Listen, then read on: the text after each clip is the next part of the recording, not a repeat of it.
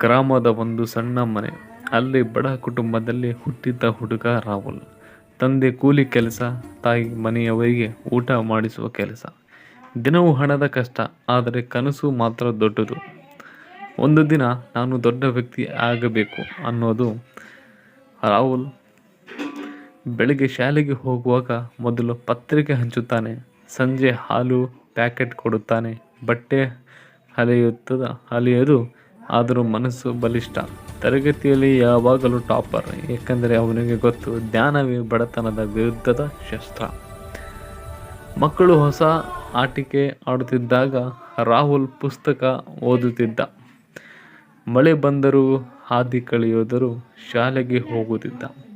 ಗುರುಗಳು ಆತನ ಹೋರಾಟ ನೋಡಿ ಪ್ರೋತ್ಸಾಹಿಸುತ್ತಿದ್ದರು. 12 ವರ್ಷದಾಗುವಷ್ಟರಲ್ಲಿ ರಾಹುಲ್ ತನ್ನ ಊರಿನಲ್ಲಿ ಎಲ್ಲರಿಗೂ ಮಾದರಿ. ಅವನು ಹೇಳುತ್ತಾನೆ, ನಾನು ಬಡವನಾದರೂ ನನ್ನ ಕನಸು ಬಡವಲ್ಲ.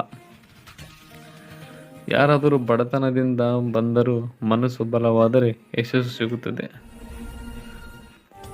ಚಿಕ್ಕ ರಾಹುಲ್ನ ದೊಡ್ಡ ಕನಸು ಬಡ ಕುಟುಂಬದಿಂದ ಬಂದ